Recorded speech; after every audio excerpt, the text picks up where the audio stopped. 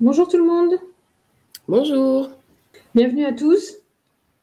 Ça faisait un petit moment qu'on n'avait pas organisé de cours interactifs le jeudi matin, donc on est ravis de vous retrouver sur un sujet assez sympa pour apporter de la lumière à vos projets. Allez, il est 10h02, on va démarrer.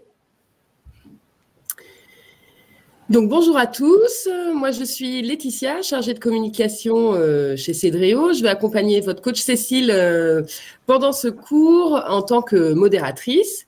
Bienvenue donc, comme le disait Cécile, dans ce cours dédié à l'apport de lumière naturelle dans vos projets. On verra à quel point ces entrées de lumière justement naturelles peuvent aider à singulariser vos projets. Dans une première partie, Cécile va vous expliquer comment faire entrer la lumière par les toits en pente.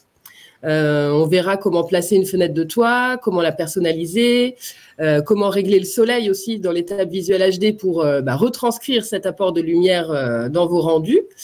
On aura une deuxième partie où là, nous verrons comment faire entrer la lumière naturelle par les toits plats, cette fois-ci. Et donc, on vous montrera comment poser une fenêtre de toit plat. Et là, ça se passe à l'étape produit. Et Cécile lancera aussi un rendu HD pour voir la différence avec, sans lumière. Et on terminera classiquement cette session par un temps de questions-réponses. Mais vous pouvez les poser au fur et à mesure de la démonstration via l'onglet « Questions » que vous trouvez en bas à droite de votre écran à côté du chat. Et puis, voilà, quand on parle d'entrée de lumière par les toits, il est difficile de ne pas parler de Velux. Vous allez voir dans les bibliothèques, vous avez les toutes dernières nouveautés Velux, les verrières 2 en 1, les verrières 3 en 1 notamment. Et puis avant de démarrer, on voulait quand même rappeler qu'il est important, enfin que la lumière agrandit les espaces. Ça peut paraître banal, mais quand vous dessinez votre maison, il est important de bien positionner les fenêtres de toit pour qu'elles puissent bien diffuser la lumière de façon optimale au sein des pièces et notamment des combles. La lumière, elle valorise les maisons, elle donne plus de flexibilité à l'aménagement des pièces aussi. Et puis, je pense que personne n'a jamais entendu quelqu'un se plaindre d'avoir trop de lumière. En revanche, quand une pièce est sous-éclairée, bon, bah, ça se remarque tout de suite. Donc, voilà, l'importance aussi d'inonder de lumière toutes vos pièces. Je laisse la parole maintenant à Cécile pour la démonstration pratique et je vous retrouve à la fin pour la session de questions-réponses. Merci Laetitia. Je t'en prie. Allez, on est parti, on rentre dans le vif du sujet. Je vais partager donc avec vous un premier projet sur lequel deux Velux classiques sont déjà posés. Et nous, on va aujourd'hui, pour la démonstration de ce jour, se concentrer sur la partie arrière de la maison et on va venir poser de façon, vous allez voir, hyper simple et intuitive, vous avez l'habitude, donc sur un toit de pente, on va pouvoir positionner des ouvrants pour apporter de la lumière. Donc les Velux, c'est pas compliqué. Soit vous savez où ils sont classés ici dans la bibliothèque de produits, ils sont dans les toits et vous retrouvez ici toute la gamme, d'accord. Soit vous recherchez quelque chose en particulier, vous pouvez utiliser la loupe, d'accord. Aujourd'hui, nous, on a décidé de vous montrer les petits nouveaux de chez Velux. Et donc, si je tape verrière, je vais retrouver, par exemple, cette verrière ici, 188 par 140 à projection. Un clic dessus, je clique ensuite sur mon toit, je décide à quelle distance du bord de toit, du bas de pente, je le positionne, je le pose, ça découpe automatiquement ma toiture. D'accord? Le trait bleu ici, un petit rappel, indique bien que cet ouvrant va être intégré dans le calcul de la surface vitrée que vous retrouvez ici en bas à gauche dans votre tableau de surface et qui se met à jour automatiquement dès que vous rajoutez une ouverture. Vous pouvez éventuellement accéder aux options. Donc la surface vitrée est bien cochée par défaut. Vous avez la possibilité de recolorier entre guillemets ou changer la couleur des Velux, mais bien souvent ils sont déjà bien paramétrés. Donc là, il est bien en blanc à l'intérieur et gris à l'extérieur. Je peux le mettre à la corbeille si je me suis trompée, ou je peux le copier pour l'apporter dans mon autre pièce. Et c'est sur cette pièce-là, d'ailleurs, qu'on va faire un rendu ensemble. Donc voilà, là, c'est vraiment aussi simple que ça. Je prends le Velux qui m'intéresse et je le positionne. ça découpe automatiquement ma toiture. Maintenant, il faut mettre en valeur ce qu'on va apporter justement comme lumière. Pour ça, on va passer à l'étape visuelle. Petit rappel, comme ça je vous fais un rappel de l'étape visuelle. Pour faire des jolis rendus, nous, ce qu'on va toujours vous préconiser, c'est d'utiliser la vue personne. Quand vous êtes en vue personne, par défaut, je vais la réinitialiser exactement pour vous montrer les petites étapes. Quand vous êtes en vue personne et que vous êtes souvent au rez-de-chaussée, vous vous retrouvez en général devant la porte d'entrée de la maison que vous avez dessinée. Je vais monter à l'étage. Je vais soit me déplacer ici avec le panneau de navigation, rentrer dans la maison, soit si vous êtes à l'aise avec la molette de la souris, vous avancez également comme ça. Mais surtout, ce qui est important, c'est bien de rester en vue personne ici en bas de mon écran. D'accord?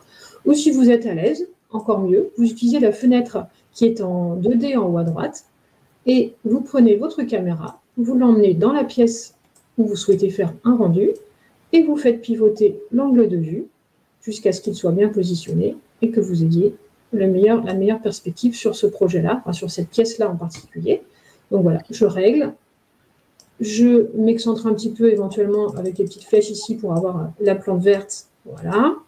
Et si vous voulez avoir plus de plafond, moins de plafond, vous pouvez régler également la hauteur de la caméra ici. Voilà. Donc là, je vais avoir un petit peu plus de sol, donc un petit peu plus de surface au sol et un petit peu moins de plafond. Ce qui est important surtout, c'est de bien pouvoir apporter la lumière dans le projet. Donc là, on voit les arbres, déjà, c'est sympa. Maintenant, une fois qu'on a fait ça, je vais sauvegarder mon point de vue ici à droite. Pourquoi je fais ça? C'est que maintenant, je vais pouvoir repasser en fait en vue 3D ici en bas de mon écran. Je vais dézoomer à fond avec la molette de ma souris et je vais pouvoir venir vraiment choisir l'orientation de mon soleil. Donc, j'ai un axe de rotation ici du soleil. Moi, je vais vraiment faire en sorte qu'il vienne baigner de lumière la pièce sur laquelle je veux faire un rendu 3D. Donc là, je vais vraiment mettre mon soleil pile en face de ma verrière 3 vantaux. Et puis, un autre axe de rotation pour le mettre un peu plus en hauteur ou pas. D'accord? C'est à vous de voir. Après, ça, c'est toujours des petits tests. Mais là, comme on est quand même sur un projet avec une maison à étage, il faut quand même mettre le soleil un petit peu haut. D'accord? Donc, c'est bien cette vignette-là que j'ai choisie, soleil extérieur, puisque si vous choisissez campagne extérieure, vous ne pourrez pas régler votre soleil. Hein, donc, il faut bien choisir soleil extérieur et régler votre soleil. Donc là, je vais me mettre un petit peu plus haut en latitude, comme ça, j'aurai encore un petit peu plus de lumière. Voilà, je vais me mettre autour des 50 en latitude, on sera très bien. Ensuite, je peux resélectionner le point de vue donc, que j'avais sauvegardé, ce qui me fait gagner du temps. Et je peux du coup demander un rendu. Tant qu'à faire, on va faire du Full HD, meilleure qualité. Et je demande un rendu. Alors, le rendu, je ne vais pas vous cacher, je l'ai fait avant, puisque je ne vais pas vous faire patienter tout simplement 2 minutes, même si c'est vite passé 2 minutes et que c'est quand même pas très long. Mais voilà, le rendu, il était prêt avant et ça va nous donner exactement ça, en fonction, voilà, peut-être léger décalage de la caméra, puisque je voulais vraiment vous montrer comment faire. Mais là, on voit vraiment bien la lumière qui vient au sol par la verrière. D'accord? On pourra le regarder après, mais je pense qu'il sera quasi similaire, sauf que j'ai légèrement excentré ma caméra. D'accord? Donc là, si on vous montre effectivement, avant, ça va être cette même pièce sans la verrière, et cette même pièce, vous voyez, avec le soleil un petit peu décalé, du coup, qui arrive de l'autre côté, avec la verrière. OK? Si vous avez des questions sur ce projet-là, je répondrai peut-être à toutes les questions à la fin, ce sera plus simple. Mais vous pouvez commencer à les poser au fur et à mesure si vous en avez dans l'onglet questions. Pour ce projet-là, on a fini. Ensuite, on va passer à l'autre projet. Donc, on n'est pas du tout sur le même style d'habitation. Enfin, c'est du moderne, pareil, hein, du neuf. Mais on va être sur une maison avec un toit plat. Donc, du coup, effectivement, la pose des fenêtres de toit plat est totalement différente puisque sur le toit plat, ça ne vient pas découper automatiquement la toiture. Donc, il y a un tout petit peu plus de travail à faire et je vais vous montrer comment faire. Donc, je vais aller, il y a plusieurs étapes. Je vais me positionner dans l'étape ouvrant. Je suis donc bien au rez-de-chaussée. Et vous voyez qu'ici, on a un salon d'hiver, qu'on a appelé comme ça, dans lequel on va vouloir justement apporter de la lumière. La première chose à faire, ça va être d'utiliser l'outil trémie de l'étape ouvrant. Je vais le prendre, je vais le positionner comme ça. Et je vais l'ajuster en fonction tout simplement des dimensions que je souhaite pour la fenêtre de toit plat.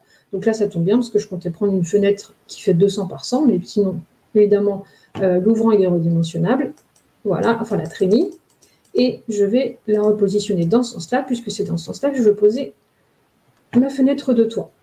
Ok? Donc ça, en fait, pourquoi on fait ça? Bah, tout simplement, ça vient, si je vous enlève le toit, ça vient apporter de la lumière, mais ça fait le même travail qu'une trémie, en fait. Hein. C'est pour ça qu'on est obligé de faire ça. Ensuite, je vais aller sur mon toit, qui est donc à l'étage 1. Donc, en fait, au rez-de-chaussée, la trémie est verte. À l'étage, elle est rouge. D'accord? Je sais que tout le monde n'utilise pas cet outil-là, donc là, il nous fait gagner du temps, en fait. Hein. Ensuite, donc là, ici, il va falloir que sur mon toit plat, je vienne libérer cet espace-là pour pouvoir laisser passer la lumière. Donc, comment je vais faire? Je vais me cliquer sur le contour du toit et je vais lui ajouter des points. Donc là, j'ai besoin d'ajouter 4 points pour venir libérer l'espace pour accueillir la fenêtre de toit plat. Ensuite, je vais déformer mon toit en ajustant la position de mes points. OK. Je vais pouvoir décocher les accrotaires qui ne sont pas nécessaires. C'est les petites finitions. Alors, ça ne se verra pas parce que vous n'allez pas faire une photo du toit. Mais bon, voilà, ça fait partie des petites finitions. Et ben voilà, la seule chose qu'il me reste à faire ici, c'est quand même qu'il faut que je referme ici. Donc, je suis obligée, là, vous n'aurez pas le choix de faire autrement que de redessiner un toit plat sur cette partie-là. C'est la seule petite contrainte, entre guillemets, c'est que sur ce projet-là, il faut faire 2 toits plats. Je vais décocher, pareil, je peux décocher les accrotaires qui ne sont pas nécessaires. Hein. Et je vais d'ailleurs mettre mon toit à la même hauteur que le précédent. Ce sera plus logique et plus joli. Voilà. OK. Si je vous montre en 3D, voilà. On a vraiment libéré l'espace ici pour venir accueillir la fenêtre de toit. OK? Il n'y a pas d'autre solution. Hein. Et puis ensuite, tout simplement, donc je reste dans l'étape produit, puisque du coup, ce sont pas, les fenêtres de toit plat ne sont pas rangées donc, à l'étape ouvrant, ce sont des produits.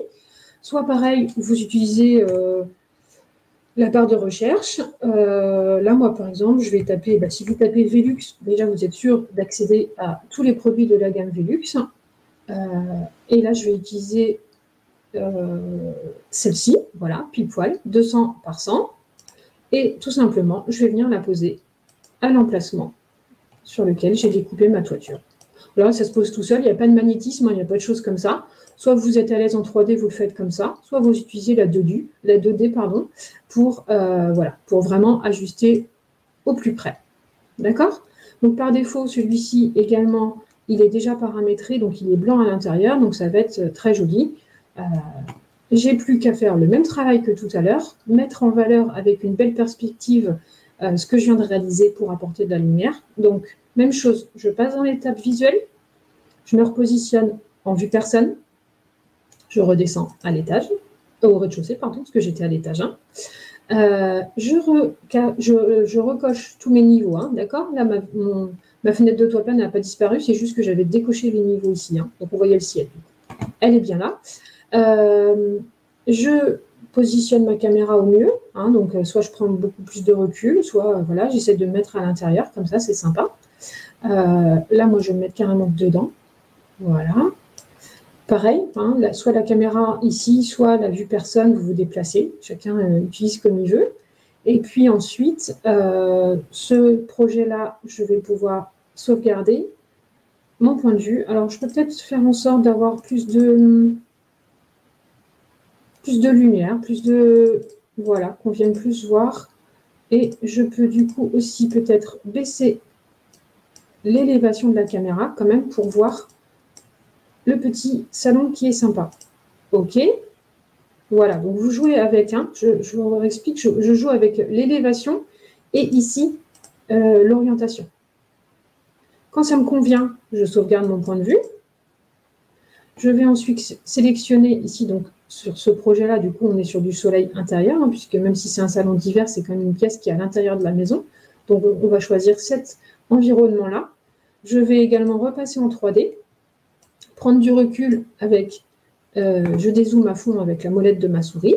Et même principe que tout à l'heure, je vais pouvoir orienter mon soleil pour qu'il vienne baigner de lumière la pièce que je veux mettre en valeur. Donc là, on va se mettre vraiment pile au-dessus et puis on va également monter également là en latitude pour vraiment baigner la pièce de lumière. Là, je pense qu'autour des 75, on va être pas mal. Ça vient vraiment dessus. D'accord? Je peux me mettre... non, je vais rester en 75. Voilà. Et puis, en fonction de là où je veux faire arriver le soleil dans la pièce, je vais choisir l'orientation. Là, je suis peut-être un petit peu... Ce sera plus joli si je le mets par là, je pense. Voilà. OK. Une fois que j'ai fait ça, tout simplement, je resélectionne mon point de vue que j'ai sauvegardé et je lance à nouveau un rendu en Full HD. Voilà. Ah bah tiens, petit cas de figure qui vous arrive souvent, des fois vous nous contactez. Typiquement, là, ma caméra se trouve en fait dans... Vous voyez, elle est trop dans le mur ici. Donc, j'ai un petit message d'erreur. Hein. Le logiciel me dit, je ne peux pas faire une photo puisque ta caméra est dans le mur. Donc, il suffit que j'avance légèrement ma caméra et je peux demander un rendu. Voilà. Il faut vraiment décaler. Des fois, ça se joue au centimètre près pour avancer un tout petit peu. Et là, je peux faire mon rendu. Donc, même principe, j'avais préparé le rendu au préalable pour ne pas vous faire patienter.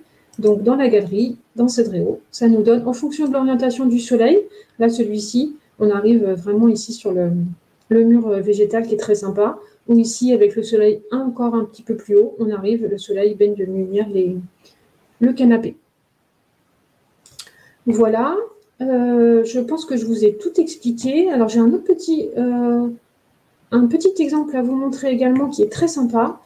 Je ne vais pas vous faire la démonstration parce que c'est exactement la même, mais ici, on est sur une pièce qui est une salle de bain où, dans un premier temps, on a la fenêtre qui est positionnée sur le mur, d'accord, une fenêtre classique. Hein. Pour vous montrer un petit peu la différence et l'apport de luminosité, vraiment là, c'est flagrant. Ici, avec une fenêtre de toit plat dans la salle de bain, on a vraiment une lumière très, très naturelle et qui vient, déjà qui va être plus régulière au fil de la journée. Et puis surtout, ce que vous constatez également, c'est que là, je gagne des mètres linéaires de rangement en utilisant une fenêtre de toit plat. Donc, c'est un atout supplémentaire. Voilà. Est-ce que j'aurais oublié quelque chose, Laetitia? Non, ça me semble parfait, Cécile. OK. Alors, écoutez, si vous avez des questions, je vous invite à les poser, parce que je suis désolée, comme vous êtes nombreux, vous ne pouvez pas poser vos questions en live. Ça va être avec plaisir, mais vous êtes un peu nombreux ce matin. Donc, utilisez bien l'outil, l'onglet questions qui est en bas à droite, et puis comme ça, s'il y a des questions, on va pouvoir y répondre. Alors, c'est vrai que normalement, maintenant, il n'y a plus qu'à mettre en pratique. Et puis, rappelez-vous, on est toujours assez friands de voir vos beaux rendus. Donc, il ne faut pas hésiter à nous les envoyer à support@cedreo.com. Ça nous fait toujours plaisir de voir le travail que vous faites et les magnifiques rendus que vous faites. Donc, n'hésitez surtout pas. Et si vous voulez qu'on les partage sur les réseaux sociaux, c'est aussi avec plaisir. Donc, dans ces cas-là, il suffit de nous préciser par email. Comme ça, on a votre autorisation. Pardon. Alors, est-ce qu'il y a des questions du coup? Alors, c'est vrai que ça passe. Comment faire pour un Velux en rez-de-chaussée sans toiture en rampant? Alors, c'est une très bonne question d'Arnaud. Attendez, je suis en train de réfléchir à la physionomie du projet, du coup, en fait, pour ne rien vous cacher. Sans toiture en rampant. Je ne comprends pas très bien la question non plus. Je n'arrive pas à imaginer. Moi non plus. Ça pourrait être intéressant qu'on se recontacte après, Arnaud, et qu'on regarde votre projet, hein, comme on a l'habitude de le faire, pour bien comprendre sur quel type de projet vous voulez faire ça.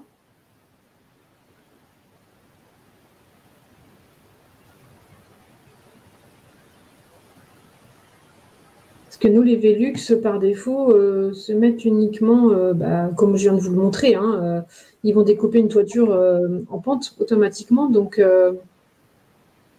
il faudra voir votre projet en particulier, le cas de figure, et puis on pourra regarder ça ensemble. Mais on aime bien les défis, donc pas de souci. On a d'autres questions, Cécile, de Clémentine ou de Sally. Tu as pris celle de Clémentine. Comment poser les fenêtres avec des formes particulières, type fenêtre de triangle? Celles-là, les fenêtres de triangle, elles vont se poser sur de la maçonnerie classique, en fait. Hein, donc, il n'y a rien de particulier. Il faut la poser sur un mur classique et non pas sur un toit. et jouer dans les options de droite, dans le panneau de droite, jouer sur le type de pose, le sens de la pose, pour qu'effectivement le triangle, enfin en tout cas le triangle soit dans le bon sens par rapport à la toiture. Mais sinon, il n'y a rien de particulier. Hein. Si jamais je ne réponds pas bien aux questions, je n'ai pas compris la question, vous n'hésitez pas à nous solliciter ultérieurement, directement, par mail s'il faut, toujours pareil, support@cedro.com, et pour qu'on puisse regarder le projet en particulier. Alors, dans le chat, on a un message d'Arnaud qui demande s'il est prévu d'intégrer l'option VFE dans Cedréo. Vous savez quoi, Arnaud, nous avions anticipé cette question, puisque nous pensions qu'elle allait venir. Alors, je ne vous cache pas que du coup, les VFE, c'est un petit peu plus complexe, puisqu'évidemment, il y a du coup une partie du Velux qui se pose automatiquement sur la toiture, donc ça, pas de souci, on sait le faire. Et ensuite, par contre, il faut découper la maçonnerie pour mettre une partie du Velux sur le mur, sur la façade. Ça, c'est un tout petit peu plus complexe. Donc, je vous invite à aller sur notre chaîne YouTube, par exemple, à taper VFE. Et Anthony, mon collègue qui est également formateur, a déjà préparé un tuto sur les VFE qui vous explique pas à pas comment on va pouvoir poser un VFE dans Cedréo, puisque ce n'est pas forcément aussi simple que ce qu'on a fait ce matin. Et je ne vais pas vous faire la démonstration maintenant, mais voilà, il y a un tuto qui explique, vous vous lancez, si vraiment ça coince, eh ben, on en reste disponible, bien entendu. Mais c'est vrai que c'est sympa les VFE aussi, ça apporte aussi beaucoup de lumière.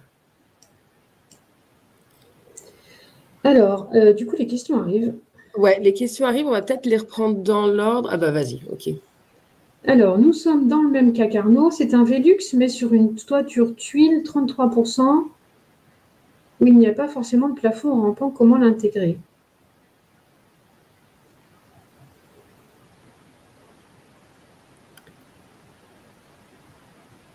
Je ne comprends pas comment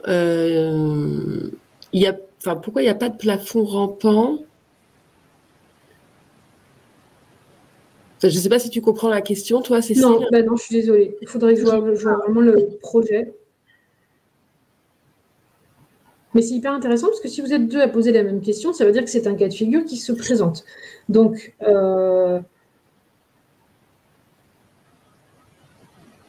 un sun tunnel. Ah ben alors ça, il y a aussi un tuto qui explique comment on fait les sun tunnels dans Cedréo. En fait, du coup, il va falloir, je comprends, ça va être le même principe en fait que la découpe du toit plat en fait. Ah bon, écoutez, Émilie et Arnaud, vous avez deux cas de figure intéressants. On pourra les regarder ensemble au support. Hein, vous n'hésiterez pas à nous recontacter. Et puis, ce sera peut-être l'occasion d'un prochain cours interactif, puisque si c'est quelque chose qui se présente régulièrement, ça peut être intéressant d'en faire bénéficier tout le monde. Donc, ça pourrait être le sujet d'un prochain cours interactif ou d'un tuto, si jamais il n'existe pas déjà. Alors, dans les premières questions, il y avait la question de Sally. Les fenêtres de toit plat sont-elles comptabilisées dans le tableau de surface vitrée? Alors, du coup, non, malheureusement. Puisque comme c'est un produit, ça ne peut pas être automatiquement ajouté au calcul de la surface vitrée. Il va falloir que vous le refassiez manuellement. Peut-être qu'un jour, on pourra poser des fenêtres sur un toit plat et que ça vienne s'incrémenter automatiquement dans le calcul de la surface vitrée, mais aujourd'hui, ce n'est pas le cas, puisque c'est un produit. Ensuite,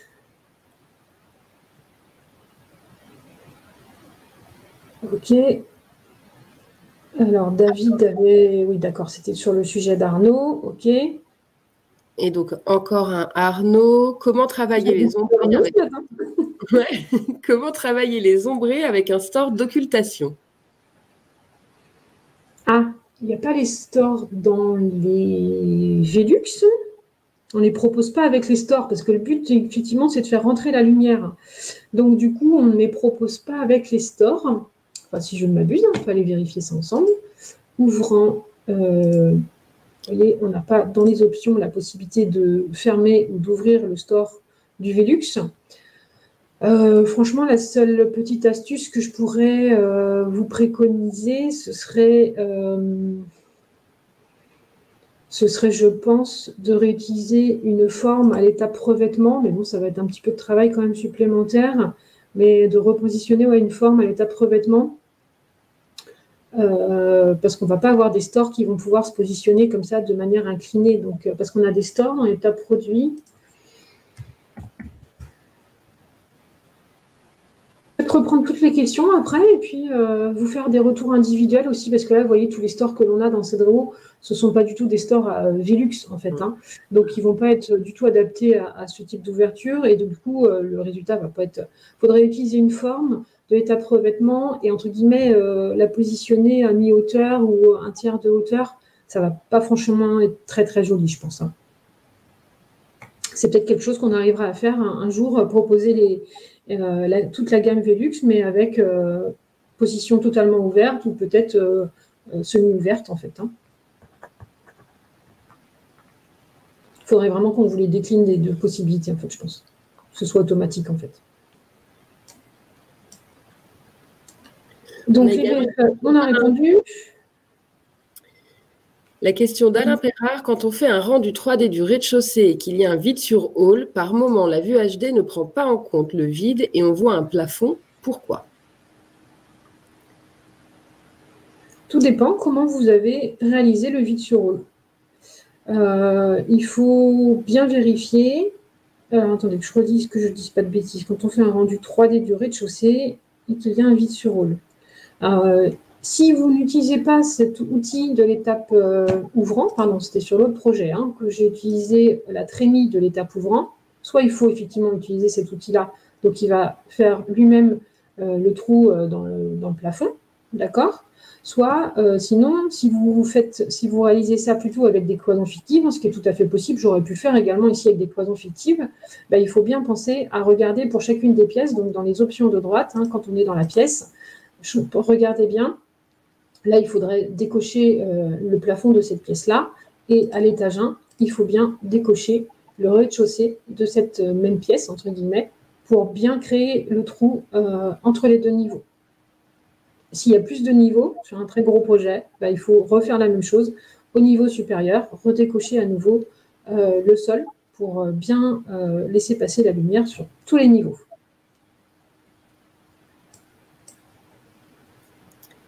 Ensuite, nous avions les réponses d'Arnaud et d'Émilie par rapport à leurs questions. Alors, Émilie, apparemment, ce n'était pas un sun tunnel. Ok, Émilie, n'hésitez pas à nous contacter, nous envoyer effectivement une photo. Ce sera encore plus concret pour nous, pour vous aider à réaliser. Alors, Coralie, c'est une très bonne question. Effectivement. Alors, oui, vous pouvez, la question de Coralie. Donc, si on ne peut pas mettre de Velux, peut-on mettre un panneau éclairant sur le rampant pour le visuel? Oui, c'est possible. Le panneau, donc les panneaux éclairants, pour ceux qui n'ont pas forcément l'habitude de les utiliser, se trouvent à l'étape produit. Et je vais redescendre au rez-de-chaussée quand même. Ici, dans produit, vous avez, alors ils sont rangés dans éclairage.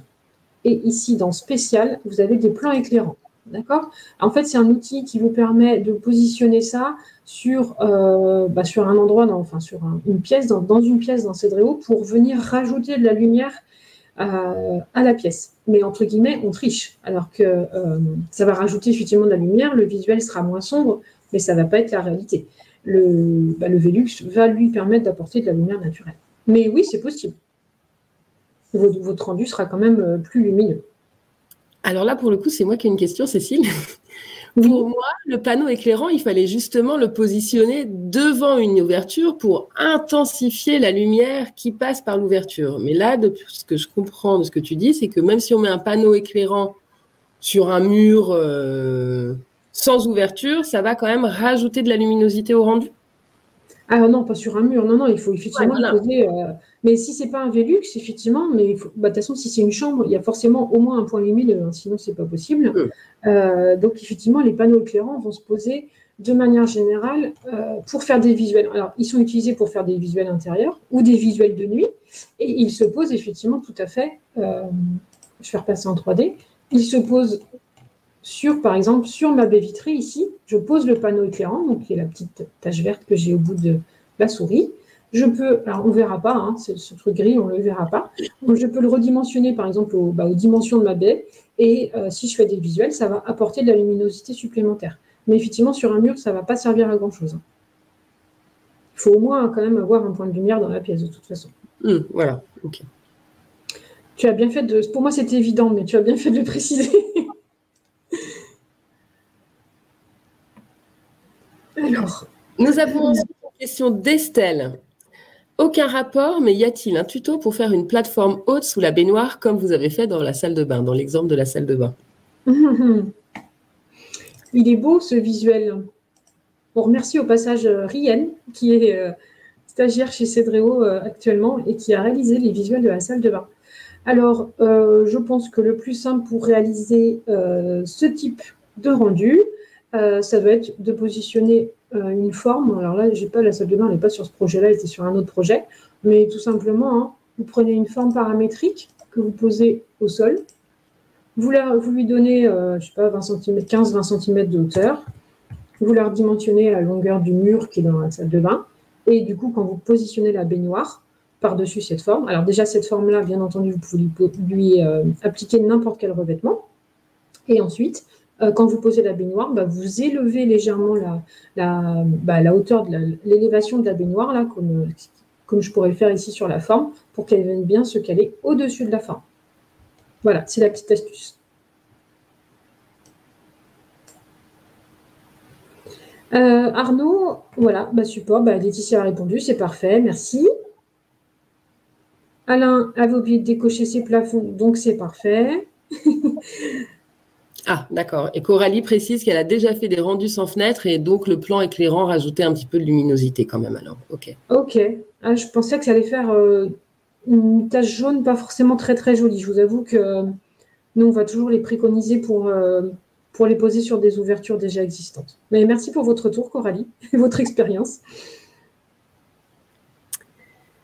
Arnaud, encore, aucun rapport non plus, mais serait-il envisageable sur Cedréo de pouvoir télécharger des images afin de pouvoir personnaliser un intérieur, par exemple intégrer une photo, affiche ou tableau personnalisé? Là, vous en demandez beaucoup, Arnaud.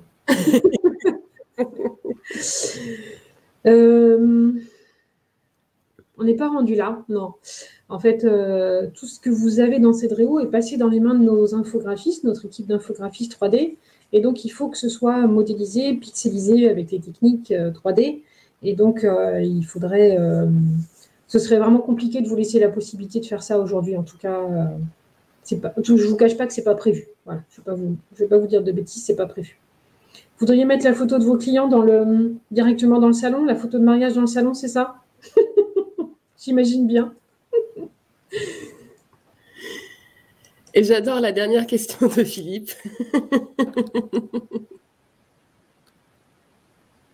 Au vu du nombre d'utilisateurs en ligne, doit-on envisager de prendre des actions chez Velux, puisqu'après ce tuto, tous les commerciants vont en positionner sur leur projet?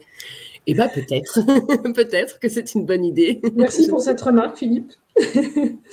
Moi, je vous invite. Hein. C'est une valeur sûre. Non, effectivement, on est assez content parce que dans les bibliothèques et les verrières 2 en 1, 3 en 1 que Cécile vous a montré pendant la démonstration, c'est des tout nouveaux produits Velux qui sont commercialisés là, à partir d'avril. Et donc, vous avez la chance de les avoir en avant-première dans Cedréo. Eh bien, écoutez, ça fait un tout petit peu plus de 30 minutes qu'on est ensemble. On va tous vous remercier d'être venus ce matin. On était ravis de vous retrouver. Et puis, à bientôt. N'oubliez pas de nous envoyer vos magnifiques visuels Velux et autres. Hein. Et passez tous une très bonne journée. Merci Laetitia pour ton soutien. Merci Cécile. Et bonne journée à tout le monde. Voilà, bonne journée à tous. À très bientôt. On reste à votre disposition.